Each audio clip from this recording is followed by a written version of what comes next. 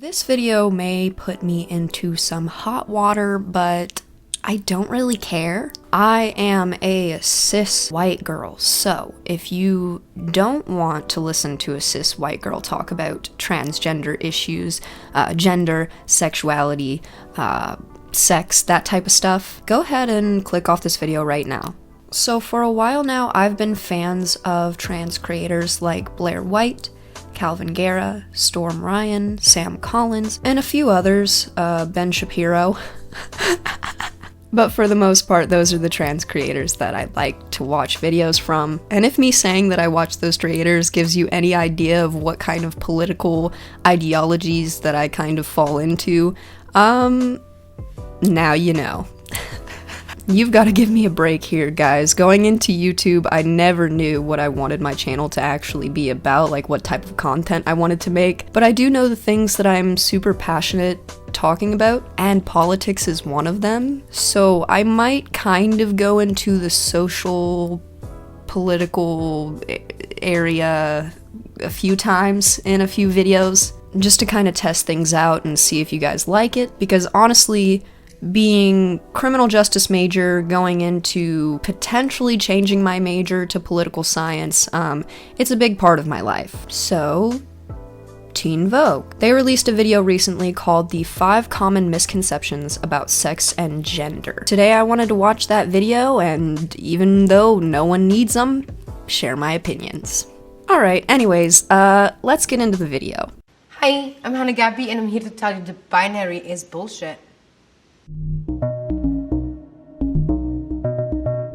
Sex typically refers to your biological traits. There's your gonads, your genitalia, your internal sex characteristics, your hormone production, hormone response, and secondary sex characteristics. Gender is about your identity, your expression, and it's often based on ideas about sex. It's important that we really break down what are we talking about when we talk about sex and gender, and is there something called biological sex, and what does that mean? So already I'm gonna be that bitch, but just hear me out, okay? So gender theory is the idea that gender and sex are separate. It's relatively a new idea. The idea came about in 1948. It was backed by people like Judith Butler, Simone de Beauvoir, and the very first scientist to actually extensively study gender identity was John Money, and his first book was published in 1972. So, this idea that gender and sex are separate is a very new one. Let's just call it like it is. It hasn't been around for ages. So, society is struggling to understand this.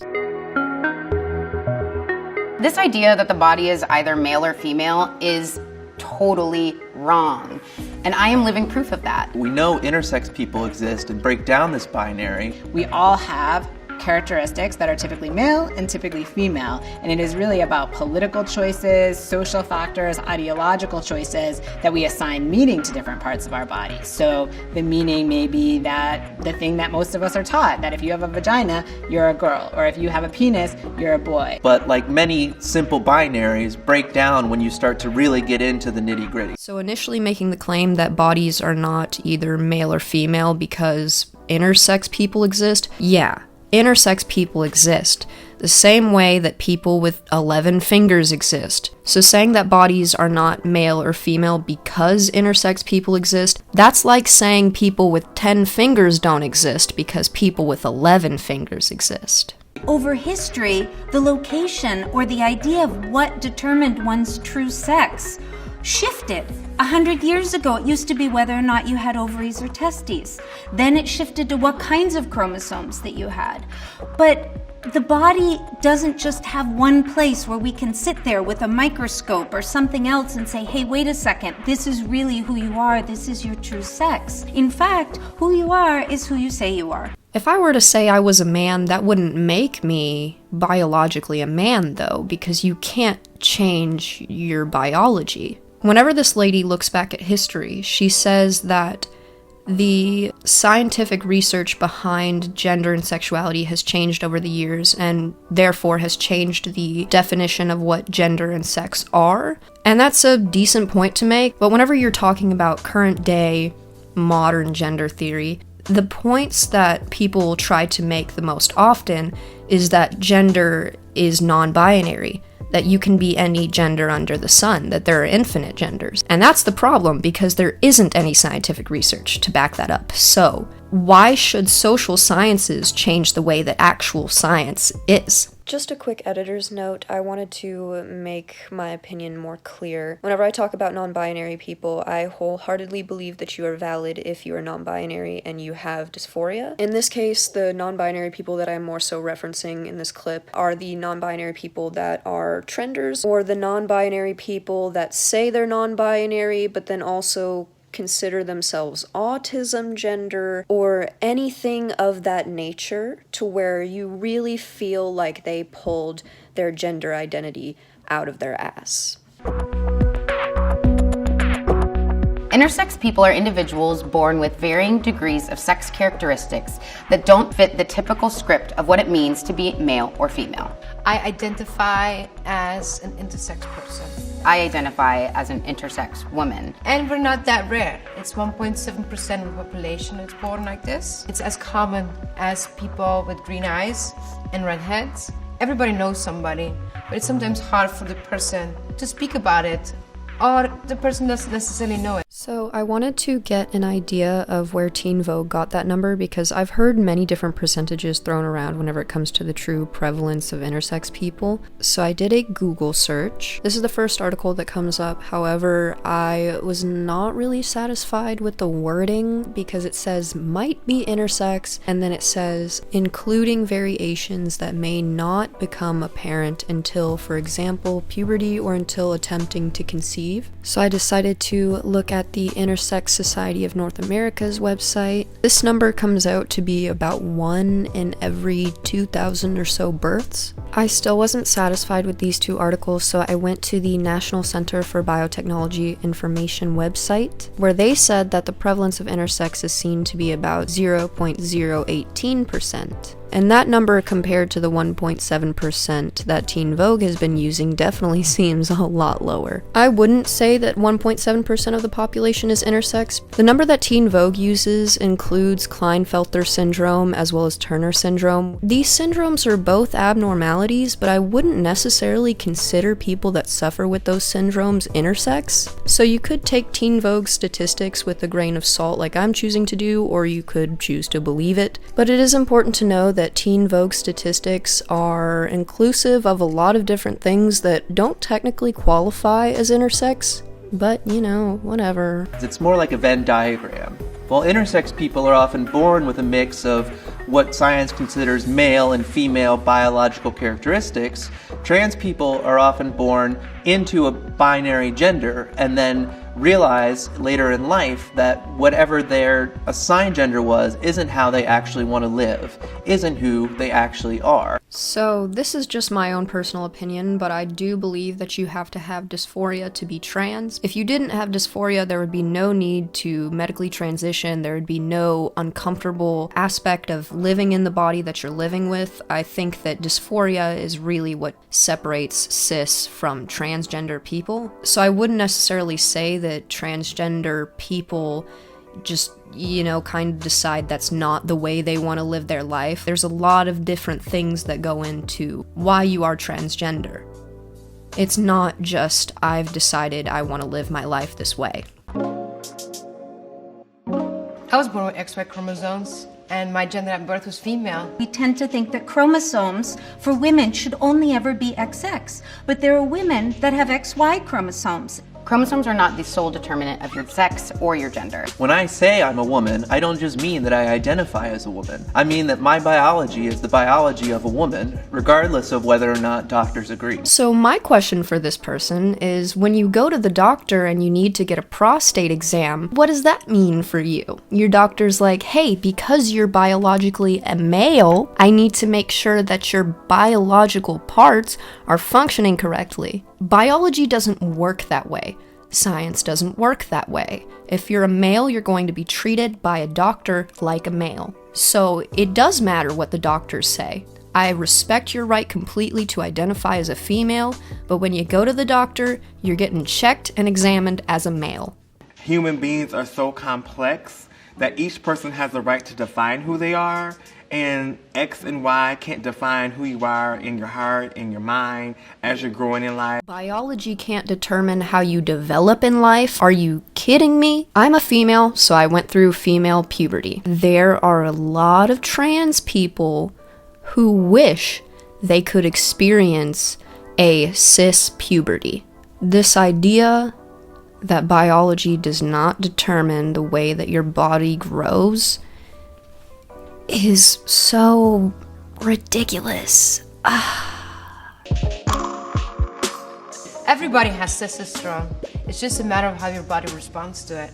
But it's also not just related to things that we think of as masculine. We actually need it for our liver, for our brain, for our heart. So it's really a misnomer to keep calling it the male sex hormone. Everybody has it, everybody needs it. It's not just about sex. Yes, we do all have levels of testosterone in our bodies. However, whenever trans men transition, they use testosterone. Because why? They're dysphoric and they want to pass as cis. So, a trans male taking testosterone helps them pass as masculine, helps them pass as a male. It is not crazy to think that testosterone is a masculine hormone, because it is. Definitely a cringeworthy misconception. It's like so steeped in what we've been taught culturally and as a society. Trans women are not biological men. We should never talk about any woman who is trans as a man. Not a biological man, not a natal man, not really a man. Trans women are just that, trans women. Are they women biologically? No. But are they women? Yes.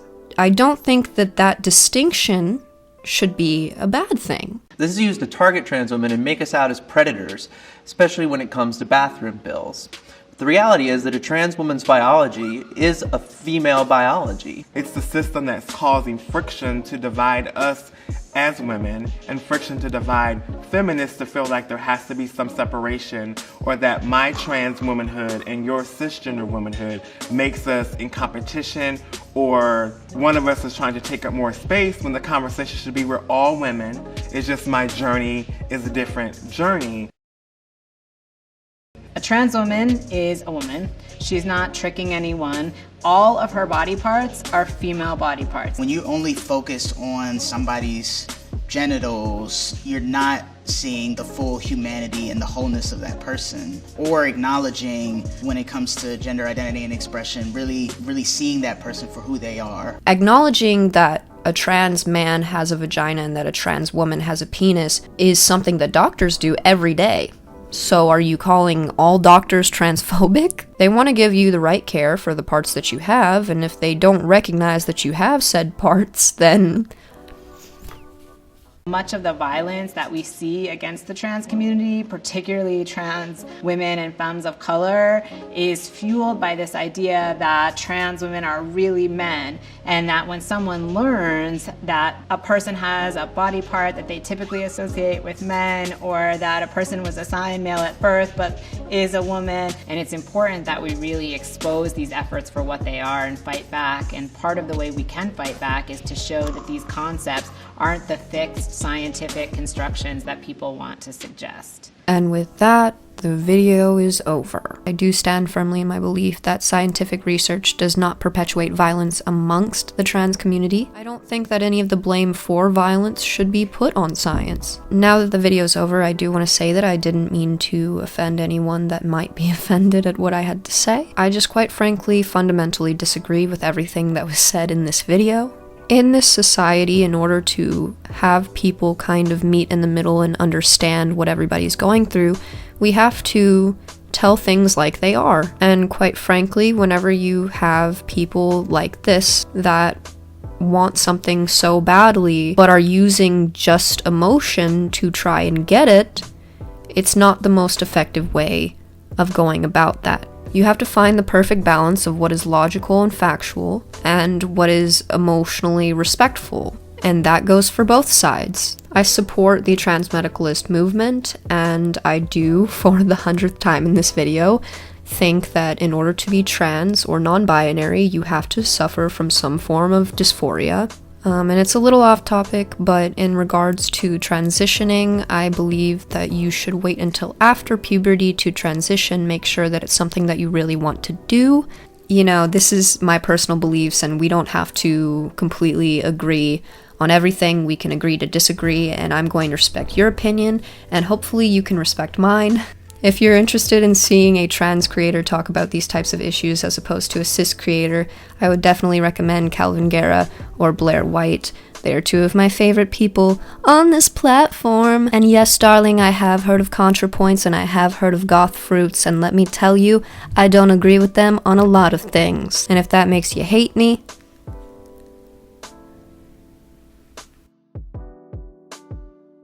if we assume that there isn't a binary, then that takes away from all of the trans women and trans men that really depend on the binary to feel valid within their gender. Like, if we say there's no such thing as male or female, then where the fuck does dysphoria come from? So that's my hot take. Thank you for liking and subscribing to my channel. I think it is really fucking cool, and I hope that I can see you on the next one. Okay.